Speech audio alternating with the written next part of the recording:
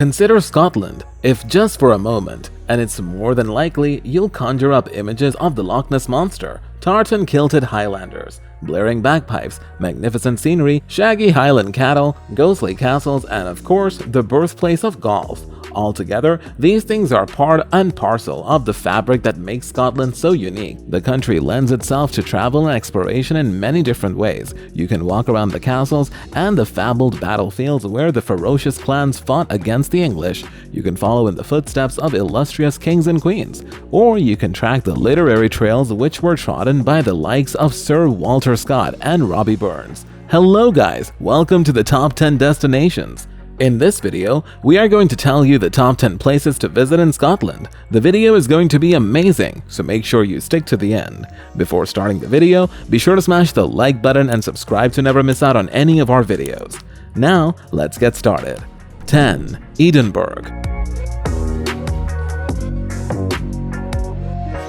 Located on the Firth of Forth, Edinburgh is Scotland's capital and has served as the seat of parliament since the 15th century. The city has oodles of things to see and do, and is the second most popular tourist destination after London in Great Britain. Of course, you'll want to see its famous castle and Royal Mile, the main route through Old Town. Edinburgh is a city famous for its many festivals, including the Fringe, the world's largest international arts festival, and the Military Tattoo. You may recognize the city as the setting for several movies, including The Prime of Miss Jean Brodie and The Da Vinci Code.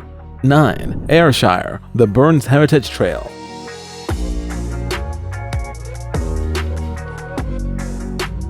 A super way to experience a little insight into the life and times of Robbie Burns, Scotland's favorite poet, is to take the Burns Heritage Trail, starting in Alloway on the outskirts of Ayr. At the Robert Burns Museum, you'll witness a wonderfully preserved thatched cottage where the poet was born and where he remained for most of his childhood years. Upon visiting other related landmarks, the tour heads to the town of Dumfries in the south and to Robert Burns' house, where he remained for the final 4 years of his life until he died at the young age of 36.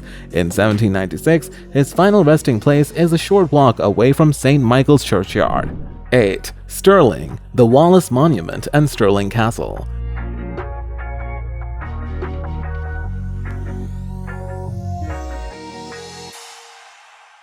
Perfectly situated between Glasgow in the west and Edinburgh to the east, Stirling is famed for a number of bloody historic battles, including the Battle of Bannockburn, which witnessed Robert Bruce's defeat of the English in 1314, and the Battle of Stirling Bridge, whereby the legendary William Wallace helped to secure Scottish independence from the English King Edward I.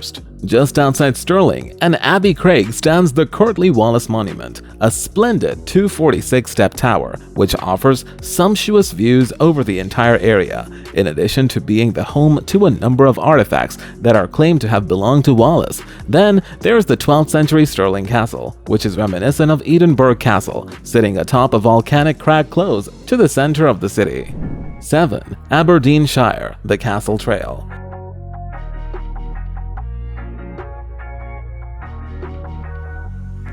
The Castle Trail mainly focuses on castles located in Aberdeenshire, where 17 of Scotland's most dramatic and best preserved castles remain.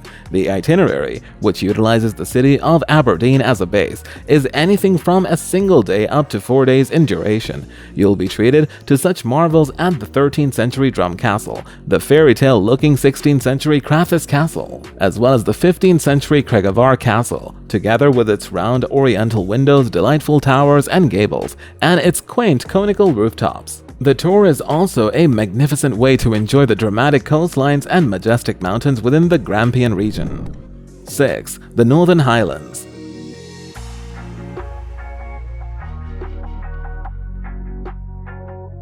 Stretching from the city of Inverness up to Thurso at the northern peak of the Scottish mainland is the magnificent Northern Highlands. The ancient fault line gave rise to the creation of the Caledonian Canal, which extends from Inverness to the east coast over to the Corpac, near Fort William on the west coast. Though much of the mountainous region is entirely uninhabited, making it an ideal location for biking and hiking adventures, the area is dotted with many beautiful small towns and villages. Perhaps the most charming is the little coastal town of Dornoch, which is noted to its castle and cathedral ruins. 5. Trossachs National Park.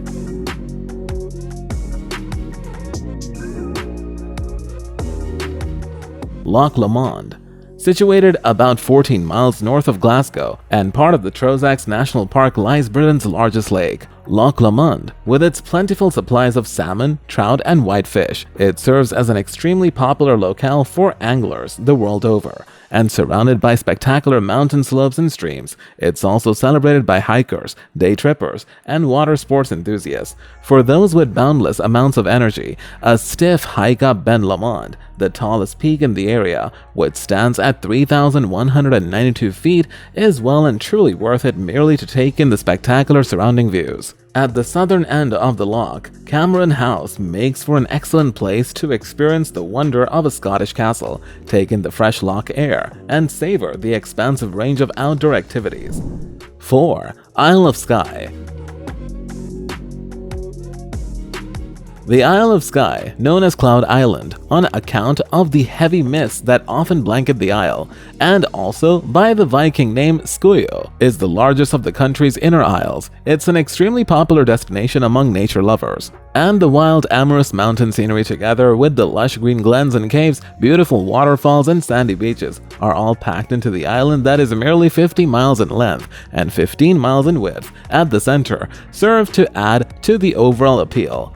Add to this the quaint little villages and the deep inlets, and the island still offers some remnants of primeval oak forests, in addition to the variety of wildlife species, including seals, otters, and over 200 species of birds. Visiting the island can be achieved either by passenger ferry or by taking a short drive across the bridge that connects to the mainland. 3. St. Andrews.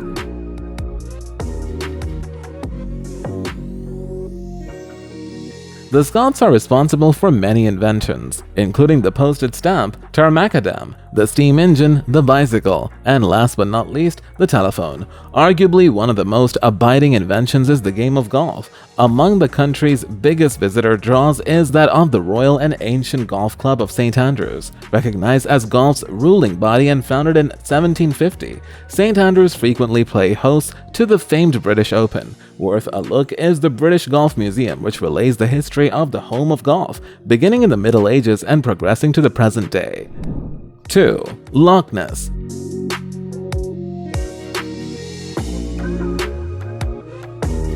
If you think of Loch Ness near the small city of Inverness, you'll likely picture the mythical monster, which, according to legend, has made a home of the loch for countless centuries. For a thoroughly detailed portrayal of the monster, there's no place that does a better task of fueling the legend than that of Drumna Droghed's Hotel Loch Ness exhibition.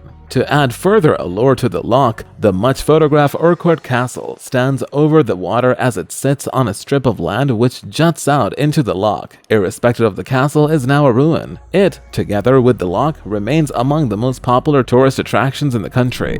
1. Castle Rock, Edinburgh. Edinburgh Castle.